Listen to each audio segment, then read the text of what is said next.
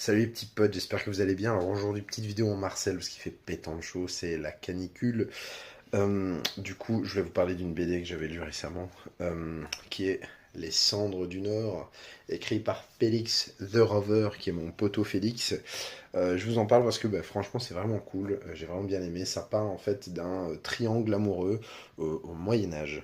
Voilà, il y a aussi un sous-texte sur un sous-propos sur le polyamour, sur le fait d'assumer aussi son amour pour quelqu'un qui n'est pas de sa lignée, donc de sang noble, ou quand je dis sa lignée, c'est de sa stature plutôt, qui n'est pas de sang noble ou de sang royal.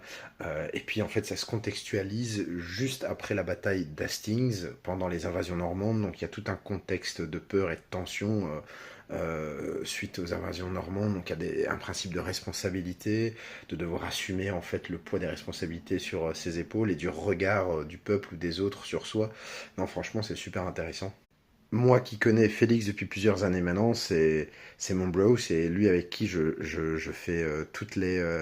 ou du moins j'essaye de faire tous les free comic book day, etc. On est toujours ensemble, on a un duo, donc quand je fais ça sans lui, je me sens mal, j'ai l'impression d'être tout nu, d'être perdu. Mais c'est trop cool, on échange beaucoup et on a à peu près cette même culture américaine de comics. Et moi je peux vous dire que là c'est son meilleur travail graphique de tout ce que j'ai pu voir. Je vais vous montrer un truc qu'il avait fait précédemment. Il avait fait plusieurs fanzines, par exemple Facing a Dying Nation, qui est vraiment très cool en termes de mise en scène. La mise en page est super cool, enfin, c'est audacieux, c'est vraiment bien foutu. Moi j'aime beaucoup, mais son style graphique a beaucoup évolué depuis. Je vais essayer de vous trouver une page pour vous montrer, pour comparer. Voilà, donc ça c'est un peu Facing a Dying Nation. Voilà, donc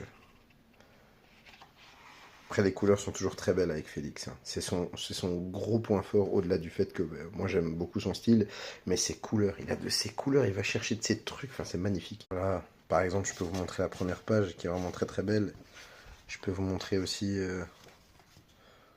voilà, des pages ici avec des couchers de soleil et tout, c'est magnifique. Bon, il y a des trucs que je peux pas trop montrer parce que il y a des scènes pour adultes évidemment, mais c'est vraiment magnifique.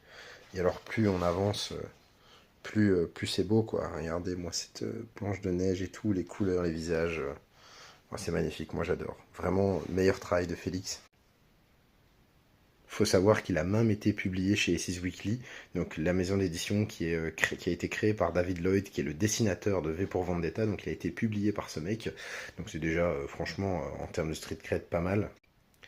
Alors, c'est un comics, enfin une BD, pardon, que je vous recommande fortement. C'est édité par les éditions Fedora. Il y a un compte Instagram, vous tapez édition Fedora, vous saurez retrouver, il y aura le lien pour leur site, donc allez-y, foncez.